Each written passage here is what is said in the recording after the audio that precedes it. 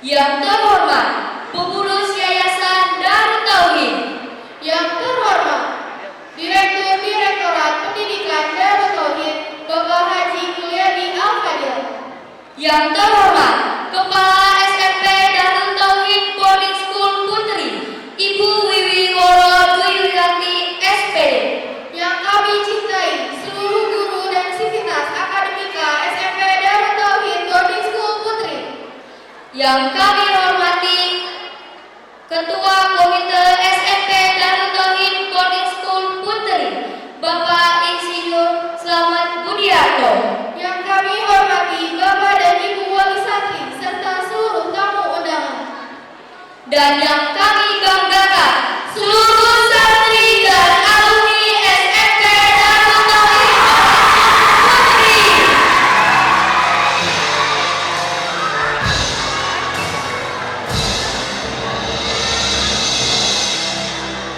Pertama-tama dan yang paling utama, marilah kita ucapkan puji dan syukur kepada Allah Subhanahu wa Ta'ala yang telah memberikan rahmat, taufik, serta inayahnya kepada kita semua, sehingga pada sore ini, Kamis 10 Mei 2018, kita dapat berkumpul di Gedung Ahmad Sanusi Universitas Pendidikan Indonesia.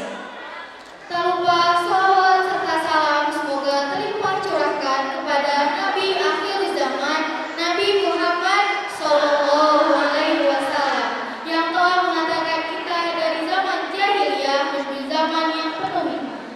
Hadirin yang berbahagia, perkenalkan saya Artanita Dan saya Akela Hara, kami berdua selaku Master of Ceremony dalam acara Hafla Mubarakah Angkatan 5.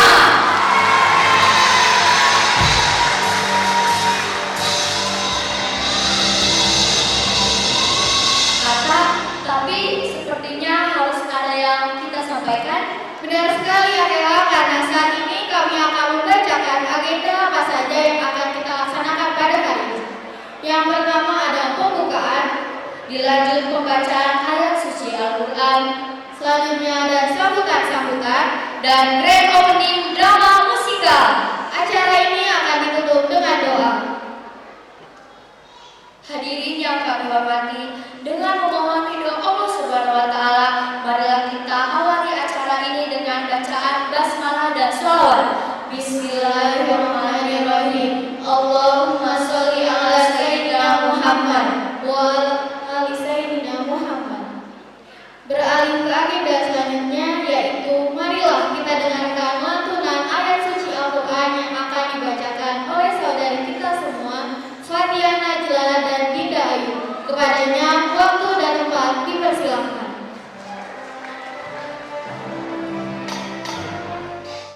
Assalamualaikum warahmatullahi wabarakatuh.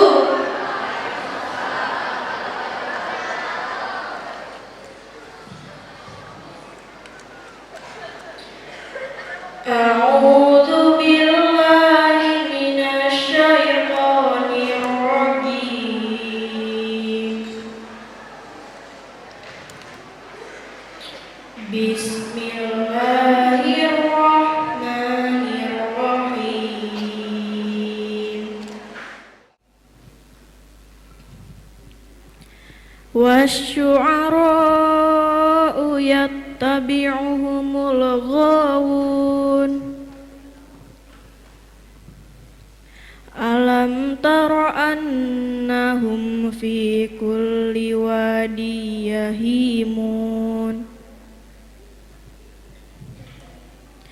Wa annahum yaquluna ma la yaf'alun. Illal ladzina amanu wa 'amilus solihati wa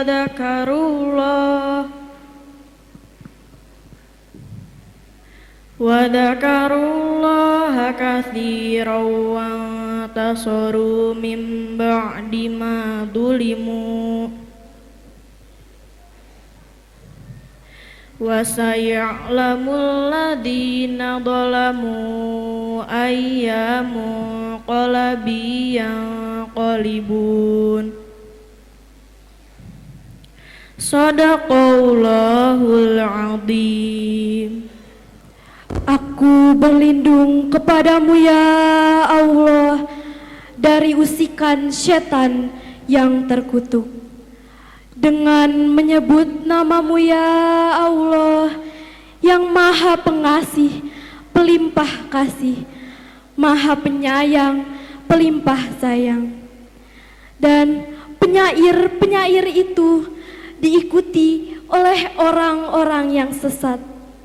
Tidakkah engkau melihat bahwasanya mereka mengembara di tiap-tiap lembah dan bahwasanya mereka mengatakan apa yang mereka sendiri tidak mengerjakannya, kecuali penyair-penyair yang beriman, berbuat kebajikan, banyak mengingat Allah dan mendapat kemenangan setelah terzolimi karena menjawab puisi-puisi orang-orang kafir. Dan orang-orang yang zolim kelak akan tahu ke tempat mana mereka akan kembali. Maha benar Allah dengan segala firman-Nya. Wassalamualaikum warahmatullahi wabarakatuh. Acara berikutnya yakni sambutan. Marilah kita simak sambutan dari Kepala SMP Darut Tauhid Boarding School Putri, Ibu Wiwi Woro Dwi Yulianti. Kepada Ibu Wiwi dipersilahkan.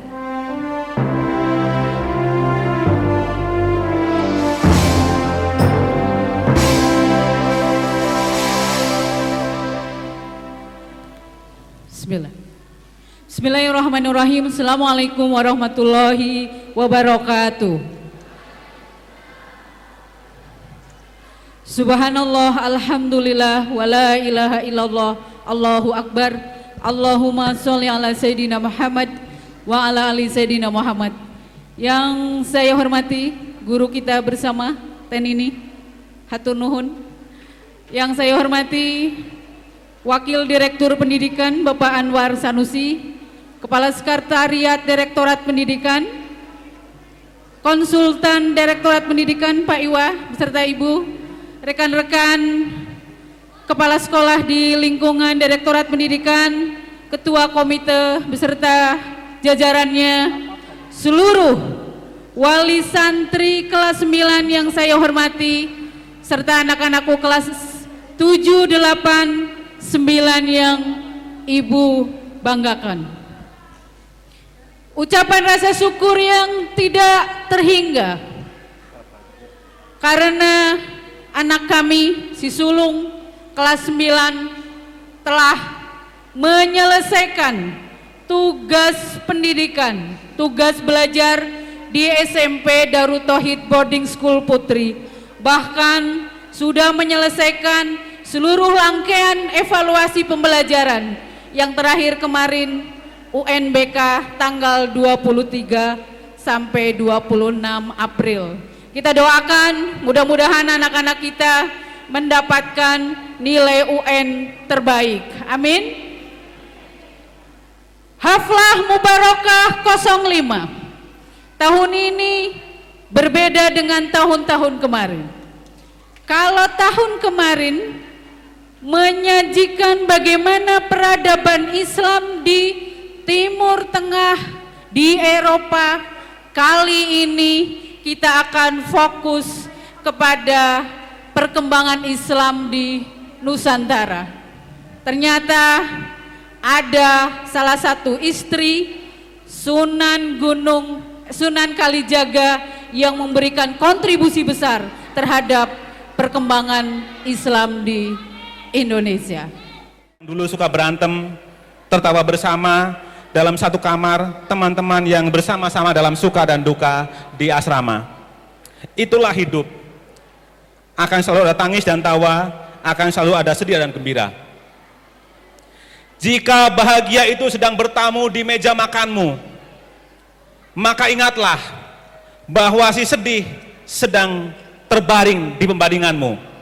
Itu saja karya Khalil Gibran, seorang pujangga dari Timur Tengah di beberapa abad yang lalu. Memang begitulah hidup. Satu perjalanan dilalui, kemudian akan melalui perjalanan yang berikutnya. Baiklah, inilah saatnya kita saksikan bersama drama musikal Tafsir Cinta Sang Musafir. Selamat menyaksikan.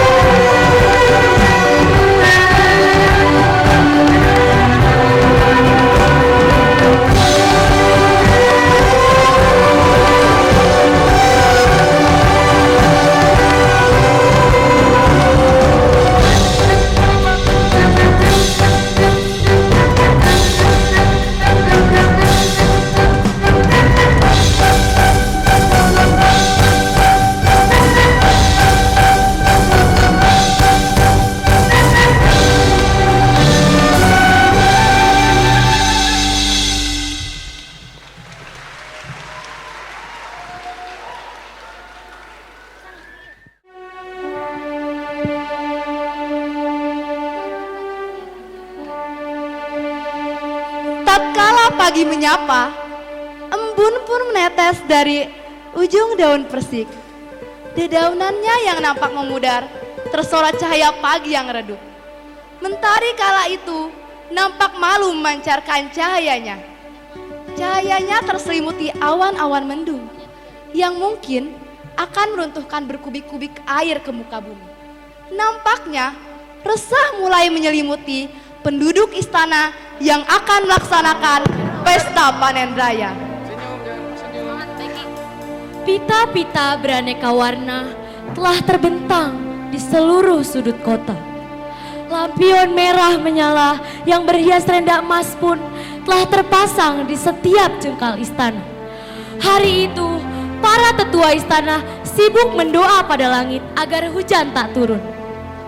Nasib perayaan pesta pekan itu bergantung pada tetua istana yang melantunkan doa-doa pada langit. Sementara itu, sang kaisar mengumpulkan seluruh para menterinya untuk memantau persiapan pesta panen raya.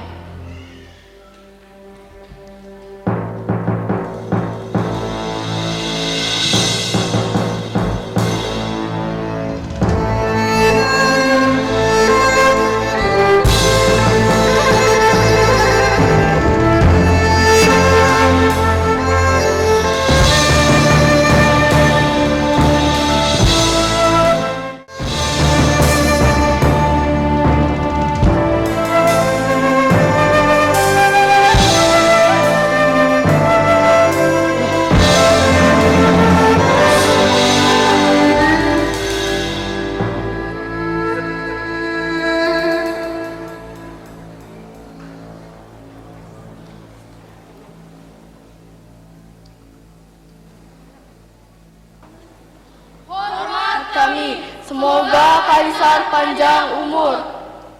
Terima kasih semuanya.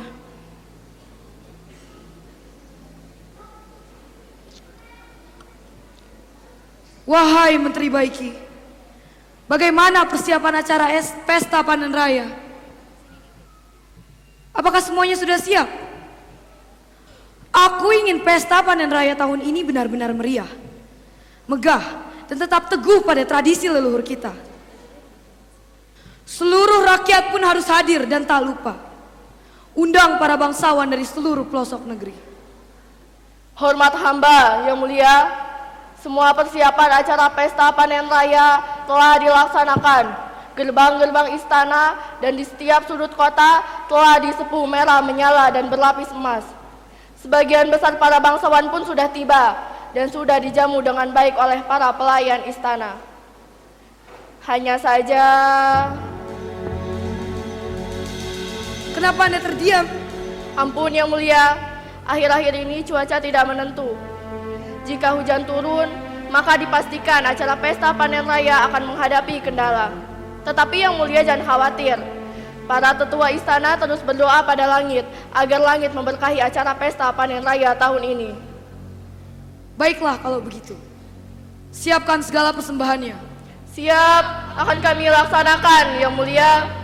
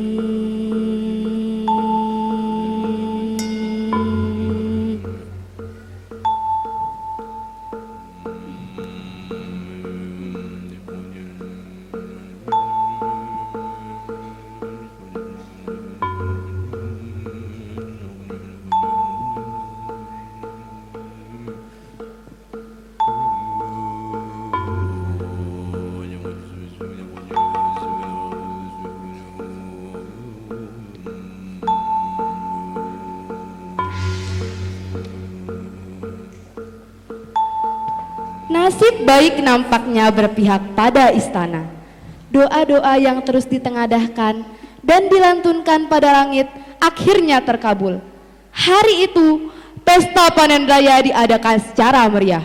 Raja dan permaisuri serta para putri nampak berseri atas perayaan pesta panen raya. Seluruh rakyat dan bangsawan pun menyambutnya dengan penuh sukacita. Tabu, genderang, dan bau dupa yang menyengat menambah kesan megah dan sakral acara hari itu.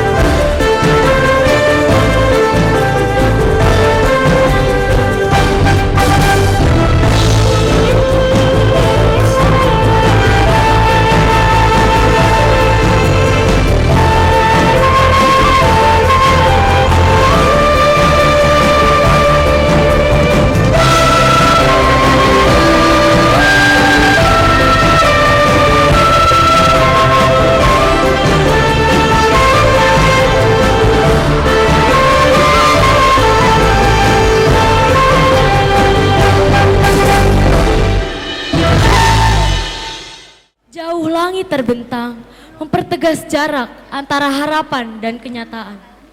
Terurailah sebuah kisah tentang seorang hamba Allah. Ibunya adalah Syarifah Mudaim atau Nyai Rara Santang yang tak lain merupakan putri dari Sri Baduga Maharaja Prabu Siliwangi. Syarifah Mudaim juga merupakan istri dari Syarif Abdullah Umdatuddin bin Ali Nur Ali, seorang pembesar Mesir dari keturunan Bani Hashim. Dari keduanya lah lahir seorang ulama besar dari tanah Jawa, yakni Syarif Hidayatullah atau yang termasyhur dengan nama Sunan Gunung Jati. Ketika Mega Merah masih tergantung di utara pantai Jawa, sementara itu nyanyian ombak terus mengalun dalam simfoni alam raya. Deburannya bersahutan, seolah ia bertasbih memuji kepada sang penciptanya. Nampaklah Yang Mulia Sunan Gunung Jati sedang memberikan pengajaran agama kebenaran kepada murid-muridnya. Gusti Allah berfirman dalam surat An-Nahl ayat 96, barang siapa yang mengerjakan kebajikan, baik laki-laki maupun perempuan dalam keadaan beriman, maka akan kami berikan kepadanya kehidupan yang baik, dan akan kami berikan kepadanya pahala yang lebih baik dari apa yang telah mereka kerjakan. Panjenengan sadaya, jika hidup kita ingin ditolong oleh Gusti Allah, ingin hidupnya baik, hajatnya dikabul, maka kita semua harus melakukan amalan kebaikan yang dicintai oleh Gusti Allah. Karena sesungguhnya kehidupan kita itu harus selalu pada jalan yang lurus dan diridhoi olehnya.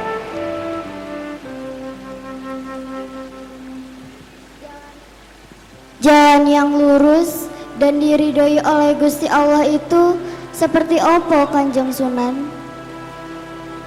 Jalan yang lurus dan diridhoi oleh Gusti Allah seperti dalam surat Al-Fatihah. Ihdinas siratal mustaqim, siratal ladina an'amta alaihim, ghairil maghdubi alaihim waladdallin. Yang artinya, tunjukkan kami jalan yang lurus, yakni jalan yang telah kau beri nikmat kepadanya, bukan jalan mereka yang engkau murkai, dan bukan pula jalan mereka yang sesat. Jadi jalan yang benar dan diridhoi oleh Gusti Allah itu adalah jalan hidup yang benar sesuai syariat, yang dapat membuat kita bahagia di dunia dan di akhirat. Enggih. Untuk hari ini dicukupkan sekian. Wassalamualaikum. Waalaikumsalam warahmatullahi wabarakatuh.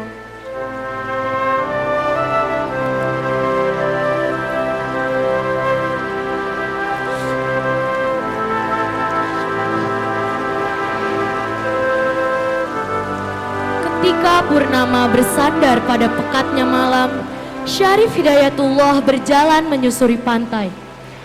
Lalu ia menuju ke sebuah perahu yang berlabuh. Di sana ia bermunajat khusyuk kepada sang penciptanya. Tak lama ia pun tertidur. Dalam tidurnya, ia bermimpi bahwa ia telah berada di negeri yang asing, yang bahkan ia tak tahu di mana itu. Dan ternyata benar, ia pun telah terdampar di negeri asing, bukan lagi di tanah Jawa, melainkan sebuah daratan bernama Cina. Sekelompok orang mulai merasa heran dengan keberadaannya. Seketika itu, Syarif Hidayatullah berdoa untuk meminta pertolongan dan hikmah.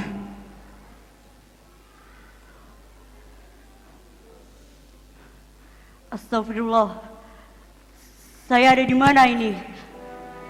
Sepertinya ini bukanlah di tanah Jawa.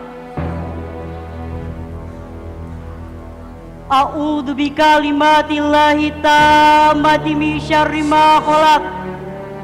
Ya Allah, aku berlindung dengan kalimatullah yang sempurna dari keburukan yang telah Dia ciptakan. Ayo 1, 2. Haiya,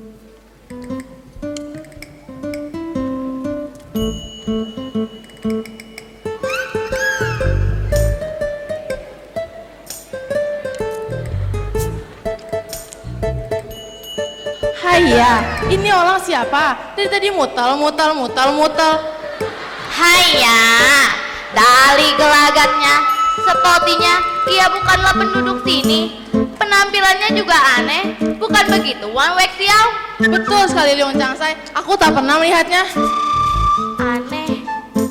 Coba aku temui dia. Aku Betul, cepat.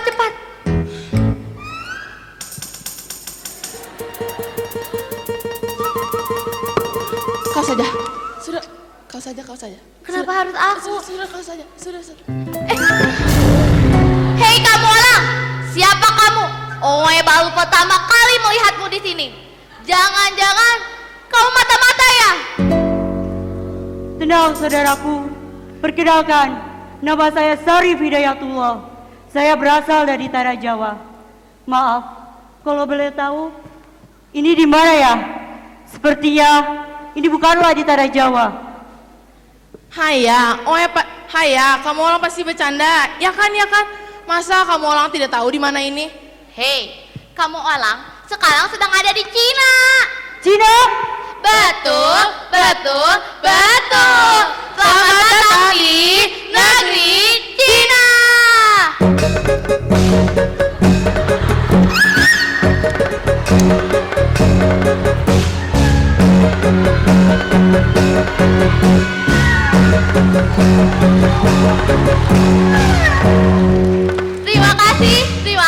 Terima kasih. Tunggu sebentar, Tuan. Hewan Wexiao. Lihat itu orang. Cepat bawa itu orang ke kantor pertahanan.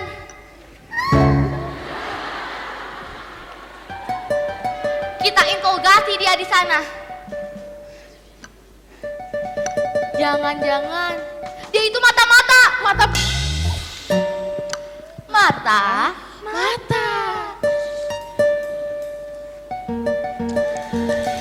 Tuan, mari ikut kami.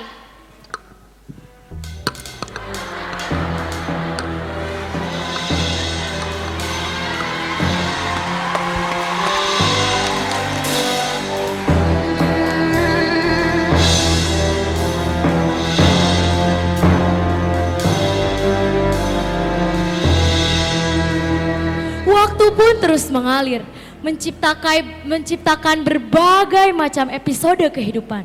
Syarif Hidayatullah mulai berdakwah menyebarkan agama Islam di negeri Cina.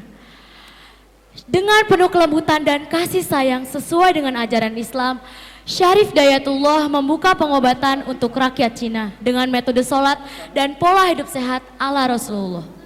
Syarif Hidayatullah kala itu terkenal dengan nama Sayyid Insan Kamil. Mentari siang itu menyorot tajam. Sinarnya menyibakkan tirai-tirai gulita. Panasnya pun menghangatkan pucuk-pucuk teratai dalam kolam istana.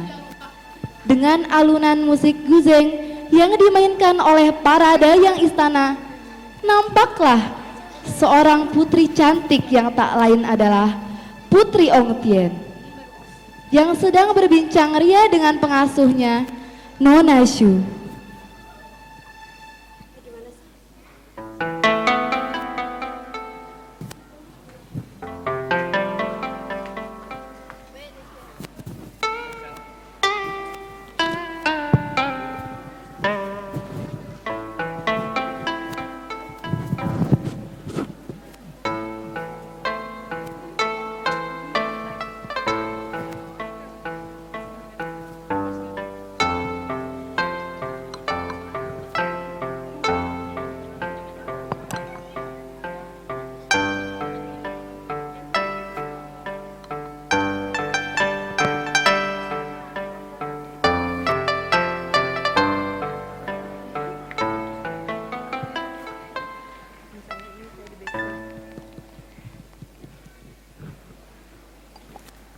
Nona Shu, apakah engkau pernah mendengar kata Jawa?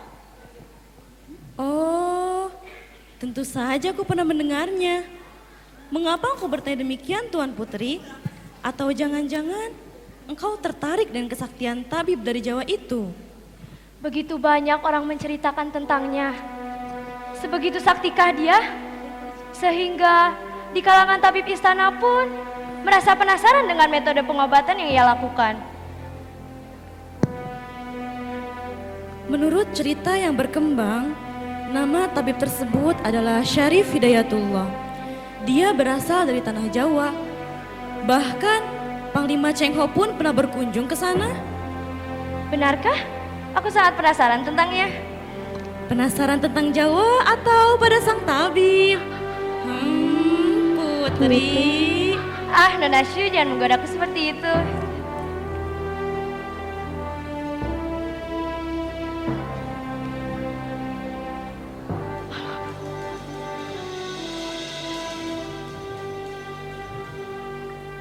Begitulah perbincangan keduanya. Nona Syu menceritakan tentang tanah Jawa. Selain itu, ia juga menceritakan tentang kehebatan Panglima Cheng Ho yang berlayar ke tanah Jawa dan bertemu dengan para raja Nusantara. Nona Syu menegaskan bahwa kepercayaan Panglima Cheng Ho dengan sang tabib adalah sama. Percaya akan satu Tuhan, yakni Allah Subhanahu wa Ta'ala. Diceritakan, laki tua itu adalah Liang Minyu. Liang Minyu pernah menorehkan hal pahit di istana.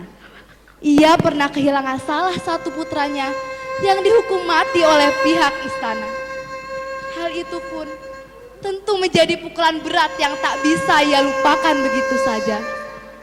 Sejak peristiwa tersebut, Liang Minyu memutuskan untuk mengajak seluruh keluarganya pergi meninggalkan istana dengan harapan dapat melupakan seluruh kepedihannya.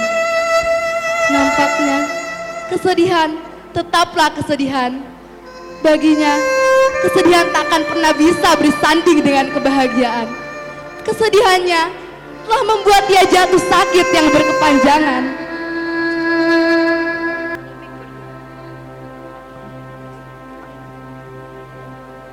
Mari ayah, hari sudah semakin gelap.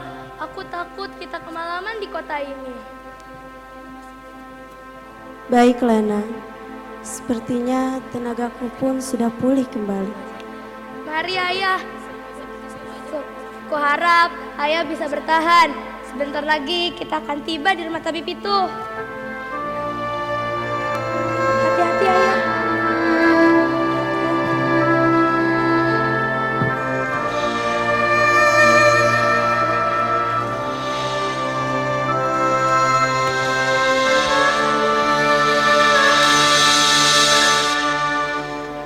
Berita adanya tentang seorang tabib sakti sudah lama terdengar di seantero pelosok negeri.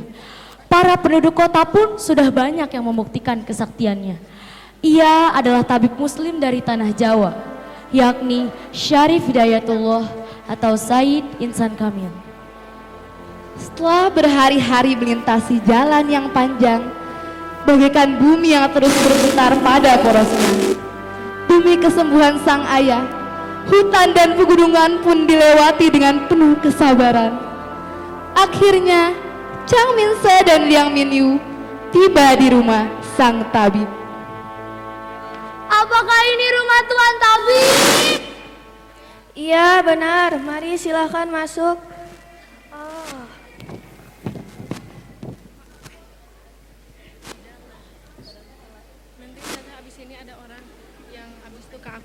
Terima kasih, aku sangat ingin berjumpa dengan Tuan Tabib. Kuharap ia bisa menyembuhkan penyakit ayahku. Mari silakan duduk Tuan. Duduk ayah.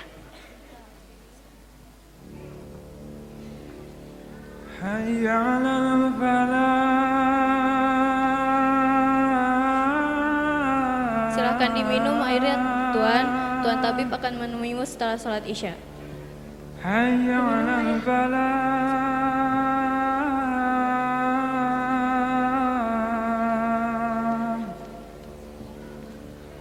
Beristirahatlah di pangkuanku ayah.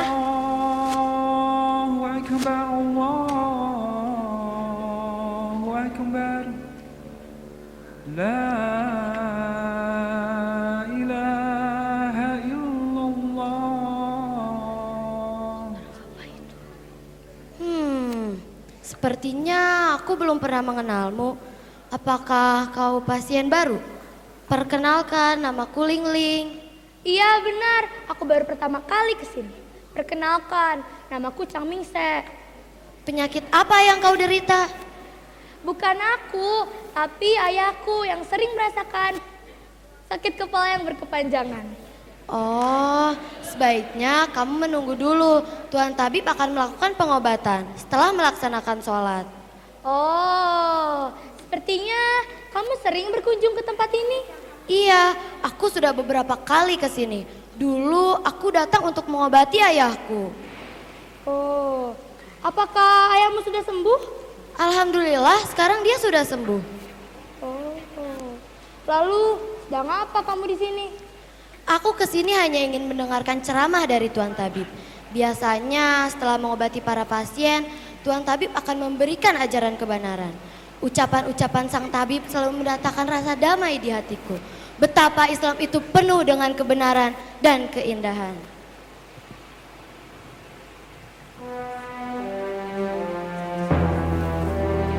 Assalamualaikum. Waalaikumsalam.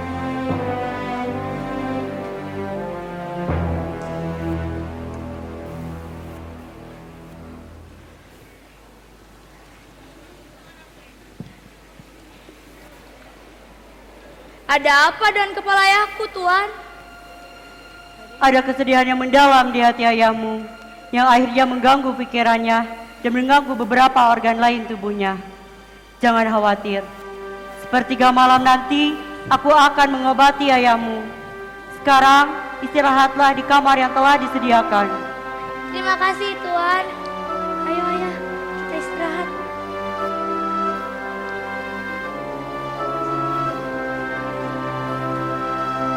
Liang Mingyu pun diantar untuk beristirahat oleh kedua penjaga dan Syarif Hidayatullah menuju ruang lain untuk mengecek kondisi pasien. Tengah malam itu, Chang Minse dan Liang Mingyu diajari melakukan gerakan-gerakan sholat serta doa-doa yang menenteramkan. Ajaran-ajaran Islam pun telah menyatu pada keduanya. Semua gerakan sholat itu ternyata memiliki ribuan manfaat kesehatan yang sangat baik bagi tubuh. Berita tentang kekuatan penyembuh sang tabib pun kian tersohor hingga ke berbagai penjuru negeri. Sore mulai menyapa. Dedaunan persik yang nampak keemasan tersipu malu dalam temaramnya senja. Bunga sakura yang mulai mekar berbaur mesra dalam aroma angin senja. Sore itu, sang kaisar sedang asik menjamu para menteri dalam acara pesta minum teh. Termasuk salah satunya adalah Ma Huan, seorang kepercayaan kaisar yang baru saja pulang dari tanah Jawa. Ma Huan menceritakan kisah pengalamannya selama di tanah Jawa kepada seluruh undangan, termasuk di dalamnya Putri Ong Tien.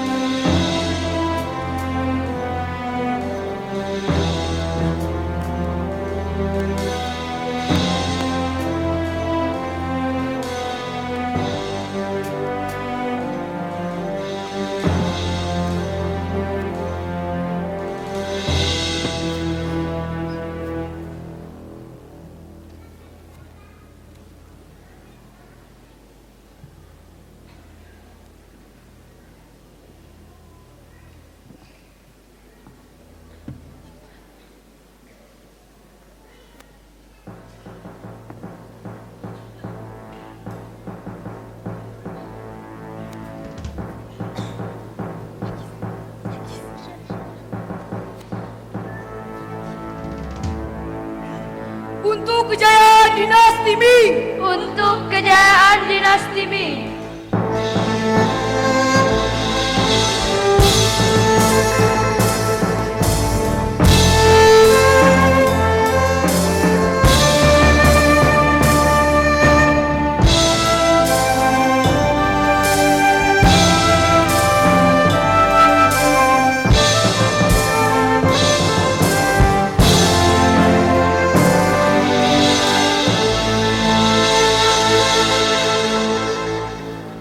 Komisaris Mahuan, senang sekali bisa berjumpa kembali. Hormat hamba yang mulia. Setelah sekian lama, berita apa yang kau bawa? Aku mendengar bahwa kerajaan Majapahit telah tercerai-berai. Benar yang mulia, kerajaan Majapahit telah runtuh. Sebagai gantinya, kerajaan Islam pun mulai berdiri di tanah Jawa, menguasai kekuasaan Majapahit. Kerajaan Islam? Apa nama kerajaan itu? Kesultanan Demak yang mulia, yang dipimpin oleh Raden Patah atau Tan Eng Hua. Siapa saja yang mendukung kerajaan itu? 9 ulama besar yang mulia, atau yang lebih dikenal dengan sebutan Wali Songo. Wali Songo? Apakah kau mengenal mereka? Saat singgah di Cirebon, hamba pernah bertemu dengan salah seorang ulama itu. Dia adalah orang yang sangat dihormati. Siapa nama ulama itu? Dia adalah Syarif Hidayatullah, atau yang lebih dikenal dengan Sunan Gunung Jati. Sunan Gunung Jati. Terima kasih atas cerita yang sungguh luar biasa, Mahuan.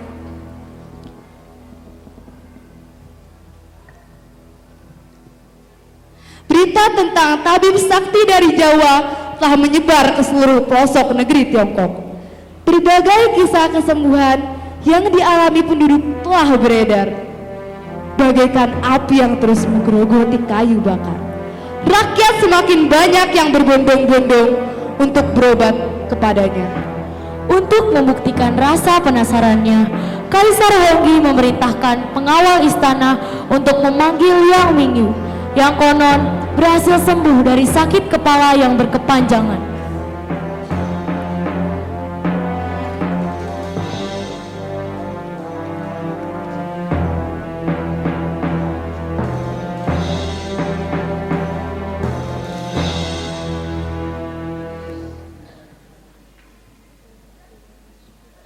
Kami menghadap Yang Mulia.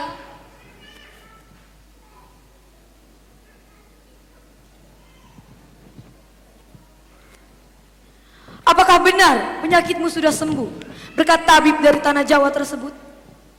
Benar yang mulia, tabib itu telah mengobati hamba. Namun menurutnya kesembuhan itu datang dari Allah Subhanahu wa Ta'ala. Chang Mingse, apa engkau melihat sendiri proses penyembuhan ayahmu? Benar Yang Mulia. Selain itu, hamba sendiri menyaksikan banyak orang yang sembuh berkat berobat ke tabib itu, termasuk ayah hamba Yang Mulia. Aku dengar pula bahwa tabib itu memiliki kemampuan untuk melihat ke masa depan. Benarkah demikian? Betul Yang Mulia, hamba menyaksikan sendiri. Tabib itu dapat melihat dan mengetahui apa yang diderita oleh ayah hamba. Lalu, ramuan obat apa yang diberikan olehnya untuk menyembuhkan ayahmu? Tidak ada ramuan khusus apapun Yang Mulia. Hamba hanya diminta melakukan gerakan-gerakan sholat serta pola hidup sehat ala Rasulullah. Selain itu, hamba juga diajari ilmu hikmah dan bacaan ayat suci Al-Quran. Begitu sederhanakah? Apa pendapat kalian para tabib? Hormat kami Yang Mulia. Menurut pengetahuan kami, semua gerakan itu dapat melancarkan peredaran darah, melenturkan persendian, serta memperbaiki urat-urat saraf di seluruh tubuh. Benar Yang Mulia, hal ini seperti khasiat pengobatan dengan jarum akupuntur. Begitu rupanya. Baiklah, sepertinya aku harus segera mengundangnya ke istana ini. Sepertinya Yang Mulia juga harus mencobanya. Patihu, bawa tabib itu ke hadapanku. Setelah Liang Minyu dipanggil oleh Kaisar, Kaisar pun mengundang tabib dari tanah Jawa tersebut untuk menghadap istana. Kaisar ingin membuktikan dengan mata kepalanya sendiri akan kehebatan dan kesaktiannya. Putriku, Ada apa Ayahanda? kemarilah. Aku akan mengundang seorang tabib dari tanah Jawa untuk menghadap istana. Dan aku akan mengujinya melalui dirimu. Apa yang harus aku lakukan, Ayah?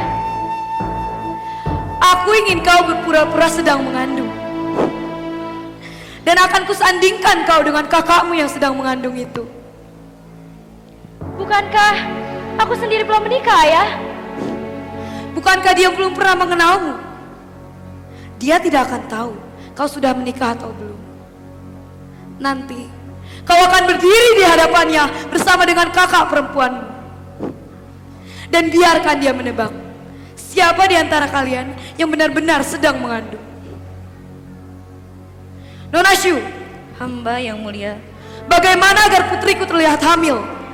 hamba akan menyiapkan bokor kuningan untuk diselipkan di balik baju tuan putri yang mulia. Baiklah, segera persiapkan segalanya.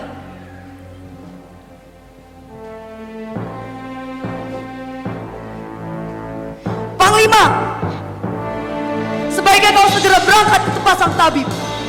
Mintalah agar dia menghadapku secepatnya. Aku sudah tak sabar ingin mengujinya.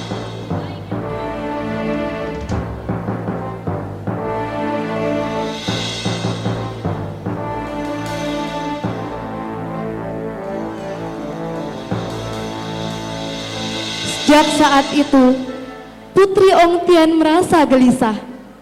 Pikirannya pun berkecamuk. Akankah rencana ini berhasil? Atau justru ia akan dipermalukan oleh kesaktian sang tabib? Di lain hal, ia pun sangat penasaran akan sosok sang tabib. Namun sebenarnya ia berharap bukan pertemuan seperti ini yang ia inginkan. Ia menginginkan pertemuan yang indah dan dapat membuat hatinya bahagia. Siang itu, sang tabib pun menghadap sang kaisar. Putri Ong Tian telah bersiap dengan penampilan barunya. Bokor kuningan telah diselipkan di balik baju sutranya yang longgar. Bersama sang kakak, Putri Ong Tian berjalan beriringan menyusuri setiap bilik istana. Hingga akhirnya tibalah ia di ruang singgasana sang kaisar. Dari arah barat istana, nampak para pengawal menjaga ketat sang tabib berjalan menyusuri setiap bilik istana.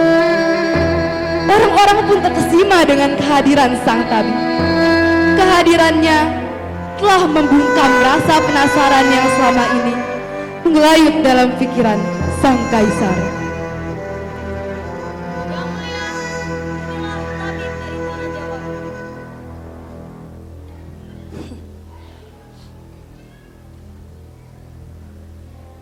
Kau memiliki aura yang sangat istimewa.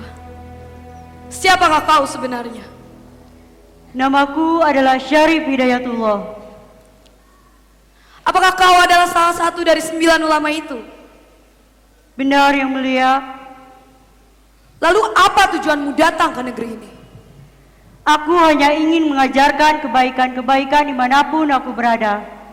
Cina adalah negeri yang makmur. Bahkan Nabiku Muhammad pernah mengatakan, tuntutlah ilmu sampai ke negeri Cina. Banyak orang mengatakan, kau memiliki kemampuan untuk melihat ke masa depan. Aku hanya mengatakan hal-hal sesuai petunjuk dari Yang Maha Kuasa. Lalu bagaimana kau bisa menyembuhkan penyakit rakyatku?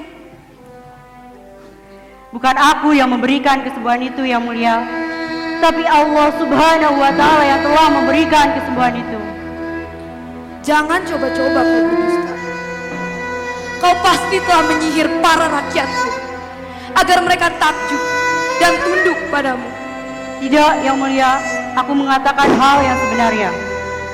Baiklah, kalau kau terus mengelak. Sekarang, coba kau perhatikan kedua putriku. Tunjukkan padaku mana di antara kedua putriku yang benar-benar sedang mengandung.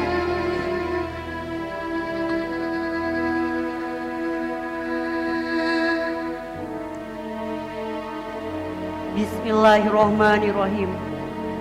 Yang mulia, dengan segala hormat dan atas izin Allah Subhanahu wa Ta'ala, putri berbaju merah yang sedang mengandung bayi laki-laki. Ternyata kau tidak sehebat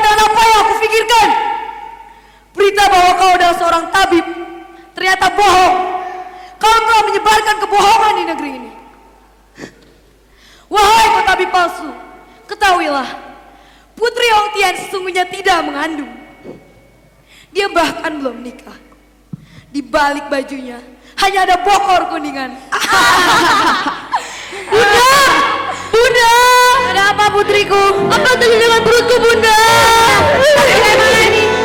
Apa yang sebenarnya terjadi? Ampun yang mulia.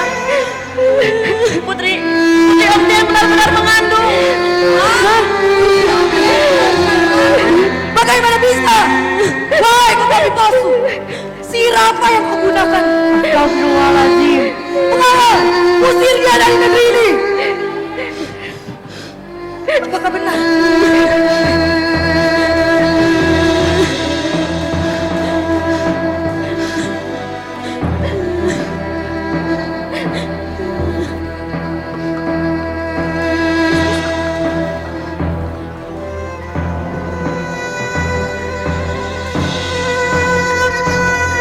Atas izin Allah, Putri Ong Tian benar-benar mengandung. Hal ini membuat istana gempar. Sang kaisar pun marah. Marahannya, sang kaisar mengusir sang tabib dari tanah Tiongkok. Sementara itu, Putri Ong Tian merasa malu dan masih tak percaya akan kejadian yang baru saja ia alami. Tragedi kemisteriusan mengandungnya Putri Ong Tian telah menyebar ke seluruh pelosok negeri. Kesedihan Putri Ong Tian yang berlarut-larut telah membuat seluruh penghuni istana khawatir, terutama Permaisuri dan Kaisar Honggi. Permaisuri tidak tahan melihat perubahan Putri Ong Tian yang semakin hari semakin murung. Kaisar Honggi sudah mencari segala cara untuk mengobati Putri Ong Tian, tapi tak kunjung membuahkan hasil. Bagaikan memakan buah si malakama, hati sang kaisar masih dipenuhi dengan angkara murka. Murka sang kaisar telah berganti menjadi penyesalan. Seluruh tabib istana pun tidak ada yang bisa mengembalikan keadaan Putri Ong Tian. Putri Ong Tian menghadap sang kaisar untuk meminta izin agar ia direstui untuk berlayar ke tanah Jawa dan bertemu dengan Syarif Dayatullah. Ayah, aku mohon, izinkanlah aku untuk berlayar ke tanah Jawa. Aku mohon, Ayah. Putriku, tapi kau sedang mengandung. Tanah Jawa sangatlah jauh. Aku rela menempuhnya, Ayah. Tak peduli ribuan kilometer dan ganasnya ombak samudra. Aku harus bertemu dengan Sunan Gunung Jati. Apa tidak kasihan lihat kondisiku yang semakin hari semakin tidak jelas ini? Aku yakin hanya dia yang mampu mengobati kondisiku yang seperti ini. Aku mohon, Ayah. Wahai putriku, maafkan kami. Maafkan kami telah membuatmu seperti ini. Ini sudah kehendak langit, Bunda.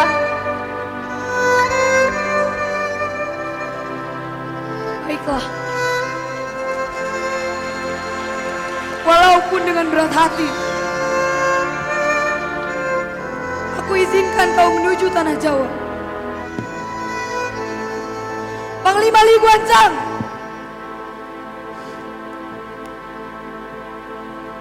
Hamba yang mulia, pergilah temani putriku berlayar menuju tanah Jawa. Dan dengarkan pesanku baik-baik.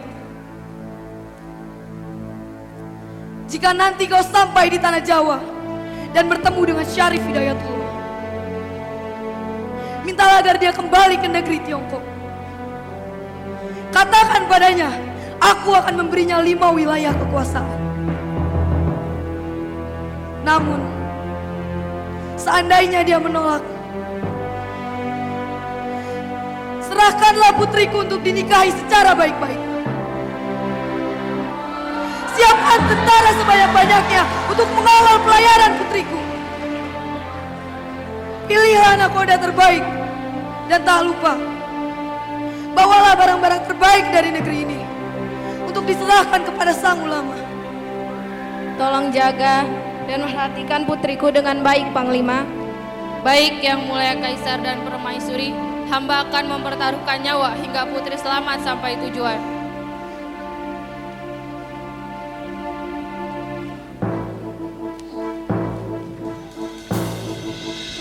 Pagi itu, sang kaisar dan permaisuri melepas kepergian Putri Wong Tien. Permaisuri dan kaisar tampak bersedih dan berat hati melepas kepergian sang putri ke tanah Jawa.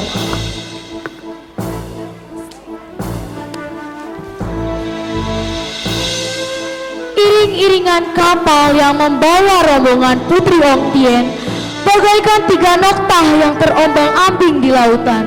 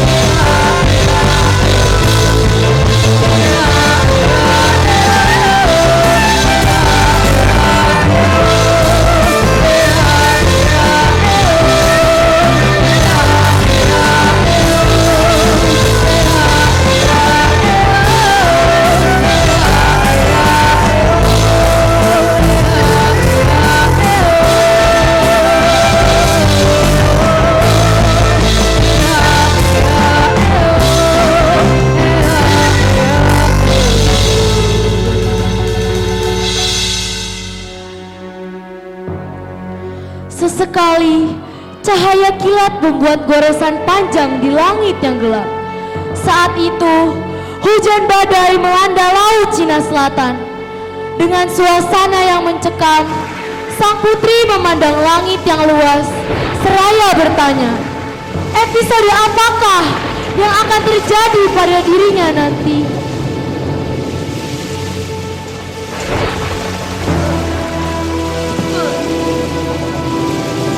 Apakah Tuan Putri baik-baik saja? Aku baik-baik saja, Nodasyu. Bertahanlah Putri. Kapal akan segera tiba di kerajaan Campa. Kita akan beristirahat sejenak. Baiklah. Tolong ambilkan minum.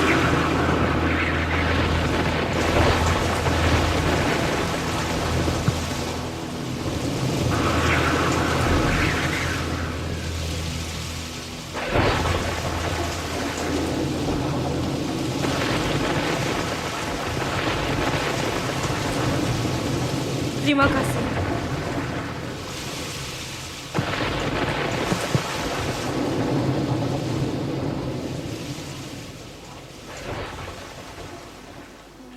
Syukurlah putri, badai sudah reda.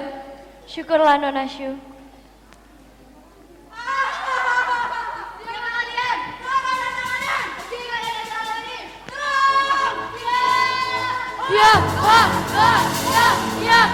Mohon maaf Tuan Putri. Ada apa Patihu? Ada bahaya mengintai. Tetaplah diam dalam kamar.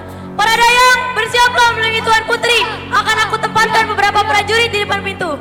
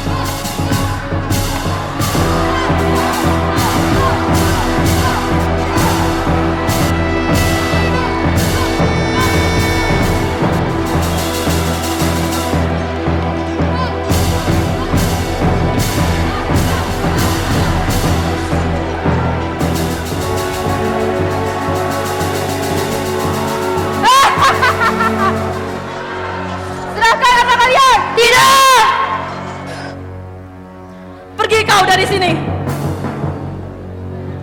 Lindungi Tuan Putri.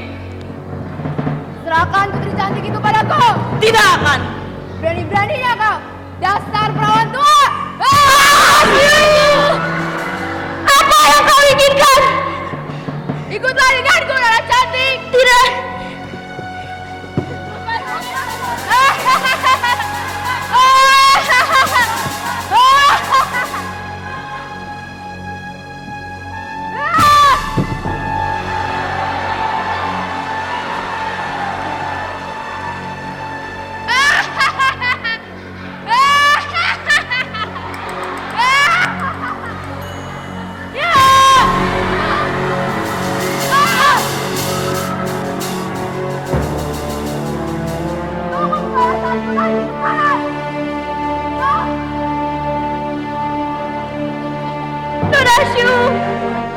Kenapa sih muka lo gitu, Mas? Nonasyu, bangunlah Nonasyu. Nonasyu, Nonasyu, bangunlah Nonasyu. Nonasyu.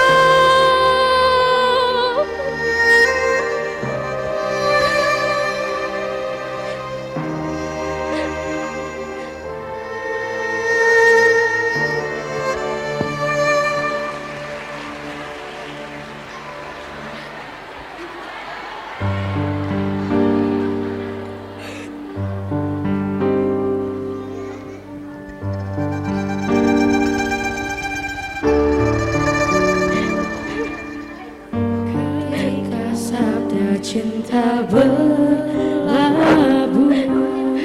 pada hati insan yang berilmu, segenap jiwa tak akan bisa menepis kuratan takdir. Ku tinggalkan cinta yang dulu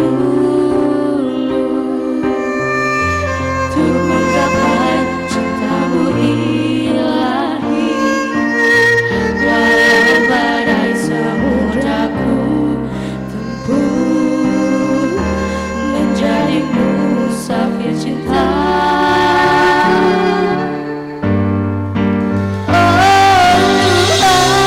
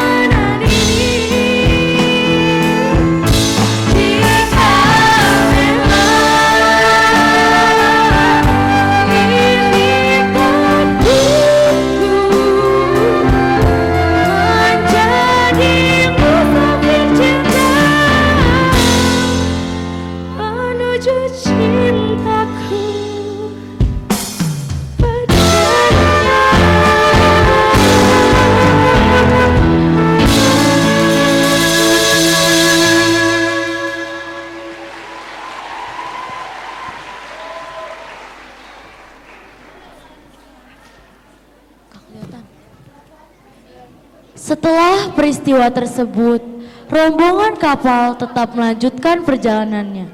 Sekumpulan perompak pun berhasil ditaklukkan oleh Patihu dan para tentara kerajaan. Walau harus merelakan kepergian para Dayang dan Nona Syu, hari pun berganti. Siang mempersilahkan pada malam dan malam pun mempersilahkan pada siang. Rombongan kapal layar kerajaan akhirnya merapat di pelabuhan Sriwijaya untuk beristirahat. Sang putri dan rombongan disambut meriah oleh para penduduk pesisir pantai.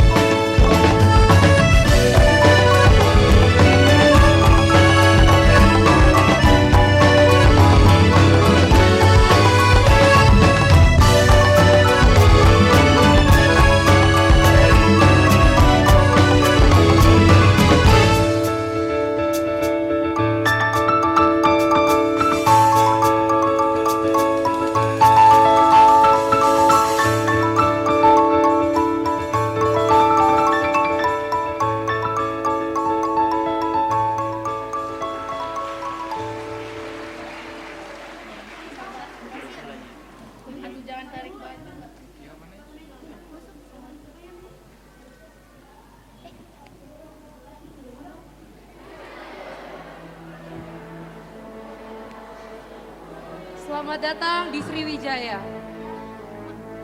Perkenalkan, kami adalah utusan Kaisar Honggi yang akan berlayar menuju pelabuhan Muara Jati. Kami sangat berterima kasih atas sambutannya yang sangat luar biasa. Tapi, mengapa kalian begitu gembira menyambut kedatangan kami? Tuan, kedatangan Tuhan telah diramalkan oleh seorang wali yang beberapa waktu lalu singgah ke wilayah kami. Seorang wali? Siapakah wali itu? Dia adalah Syarif Hidayatullah, Sunan Gunung Jati. Sunan Gunung Jati. Apa saja yang dikatakan wali itu? Menurutnya akan ada rombongan kapal layar dari Tiongkok yang akan membawa pimpinan untuk Kadipaten Sriwijaya. Tanah Sriwijaya akhirnya menemukan pemimpin barunya, yakni Pailibang, sesuai dengan yang dianjurkan oleh Syarif Hidayatullah. Sedangkan sang putri terus melanjutkan perjalanan ke tanah Jawa untuk menemui Syarif Hidayatullah.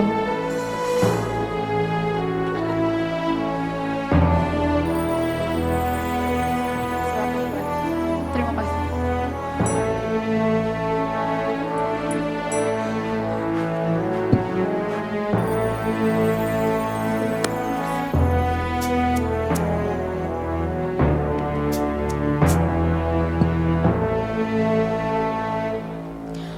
Angin berkelok tajam, menerobos setiap bentangan layar yang ada pada kapal. Sang nahkoda memberikan aba-aba bahwa sesaat lagi kapal akan segera berlabuh. Nampak dari kejauhan, tanah Cirebon terlihat samar. Rombongan Putri Ongtien pun tiba di pelabuhan Muara Jati. Kedatangan mereka disambut meriah oleh utusan Istana Pakungwati.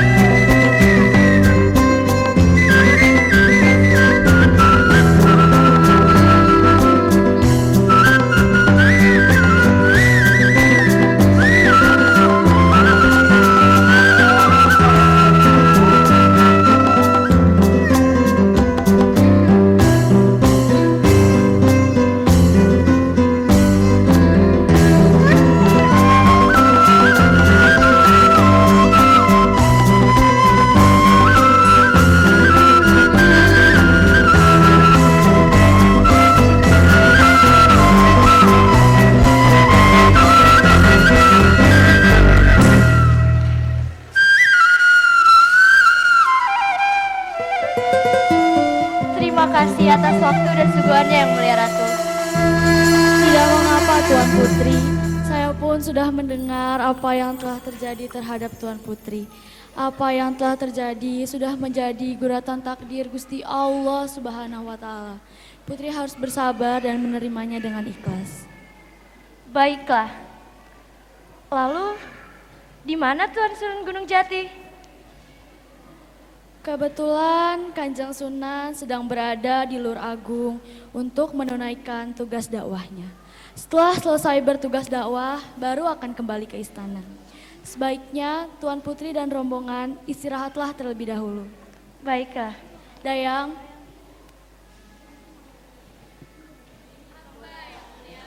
tolong antarkan Tuan Putri dan rombongan ke tempat istirahatnya. Silakan.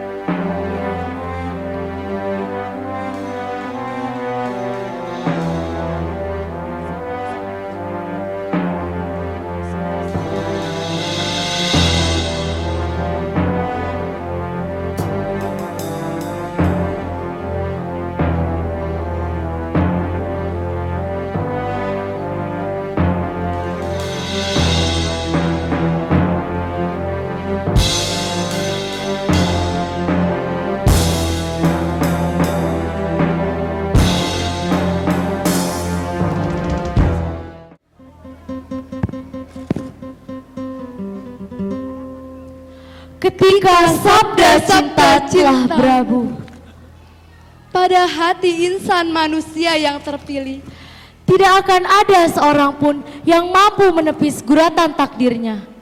Begitupun ketika tangan-tangan Tuhan telah mengatur segalanya, tak akan ada yang mampu merobohkannya walau dengan jutaan kubik bom sekalipun.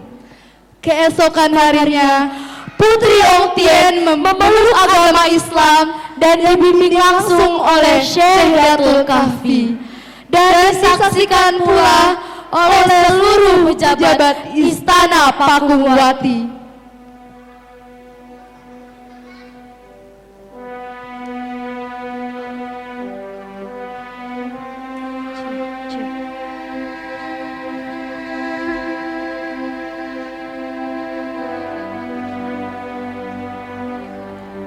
Jika ini adalah kehendak langit, aku bersedia untuk memeluk agama Islam dengan sepenuh hatiku.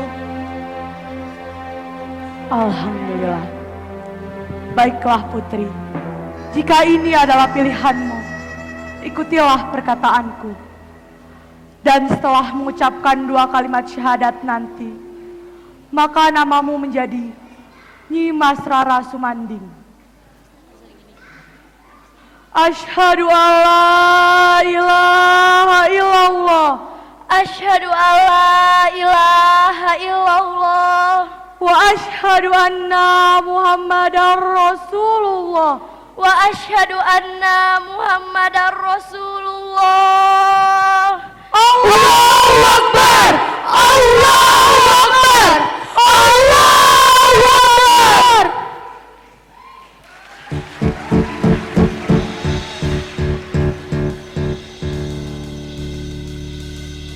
Syahadat cinta berlabuh pada insan yang terpilih. Syahadat cinta berlabuh, cahaya iman pun merasuk. Sewa suci kembali pada fitrah manusia. Seputih awan berseri, sewangi kasturi dalam surgawi.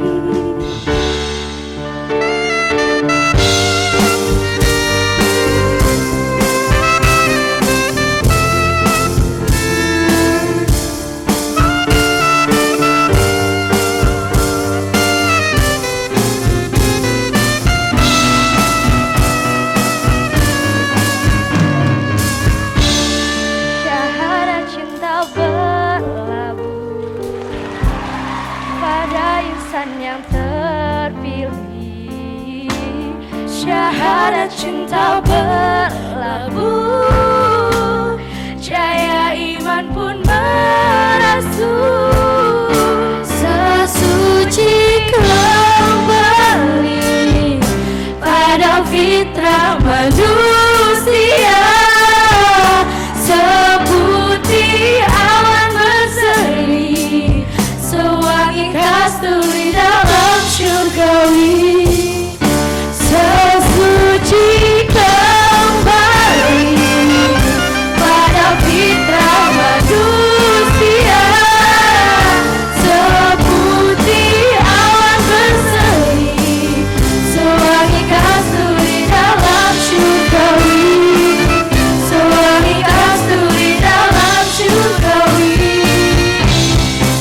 surgawi.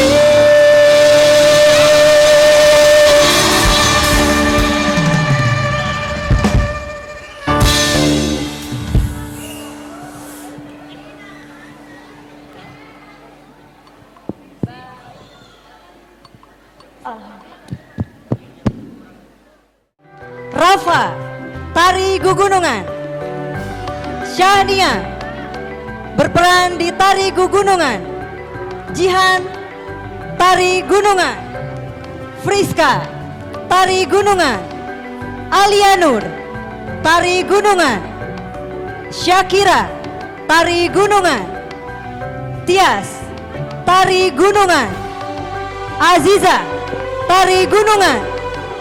Azahra, tari gunungan. Albert, tari rakyat. Fradita Ajeng, tari rakyat. Rainisa, tari rakyat. Ayu Ramadanti, tari rakyat. Zahra Nurul, tari rakyat. Putri Nanda, tari rakyat. Tiara Zulfa, tari rakyat. Farah, tari rakyat. Amelia Safitri, tari rakyat. Rihadatul, tari rakyat. Tari Melayu Payung, Amanda Zahra. Salsabila Marsha, Salsabila Zahra. Lulu, Hilma, Mutia, Najwa Zaira. Inilah pemeran tari topeng Panji, Fitri Aulia. Pemeran tari topeng Pamindo, An-Najiba. Pemeran tari topeng Rumya, Gavin. Pemeran tari topeng Tumenggung, Adila Khadijah. Pemeran tari topeng Klana, Septi. Dan inilah pemain wushu, Syifa Ainun. Rahma. Tari pita Cina, Tasya. Najwa Maulaya. Tari kipas, Syafika. Sayyidah, Alfia, Mita, Dea, Putri Arfi. Tari selendang, Salsabila Alira. Zahira Azahida, Nazmi, dan Cita. Tari kupu-kupu, Layina, Fariha, Sarah, dan Fika. Tari merak, Sani, Bilkis, Khairun Nisa, dan Almi. Dan inilah yang telah mengiringi vokal grup, yaitu Geria dan Najwa Tinida.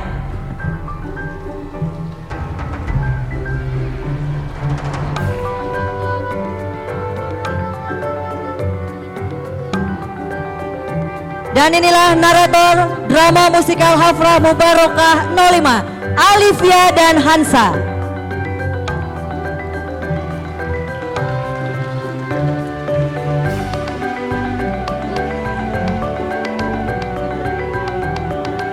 Dan juga kami mengundang termasuk penanggung jawab program Bapak Bagja Dani Maghribi, pimpinan produksi Vina Fatimah Agustina, penulis naskah dan pengatur ucara Richa Amelia dan Deden Muhyiddin, sutradara Ina Setiawati.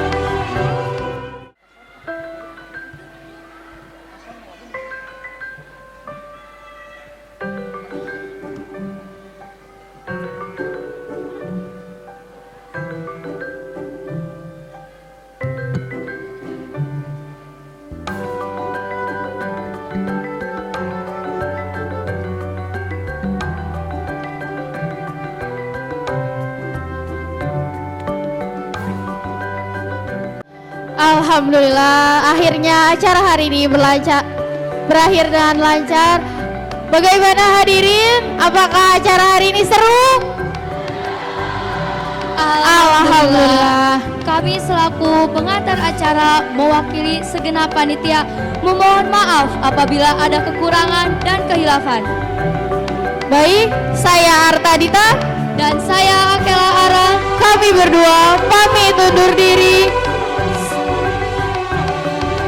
Sampai jumpa di Haflah Mubarakah Angkatan 6. Wassalamualaikum warahmatullahi wabarakatuh.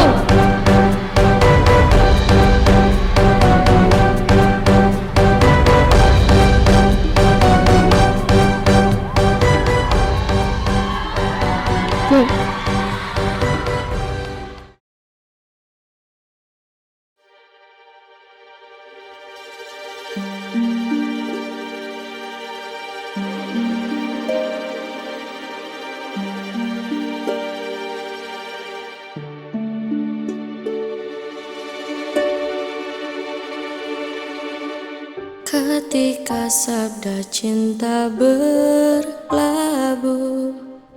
pada hati insan yang terpilih, segenap jiwa tak akan bisa menepis kuratan takdir.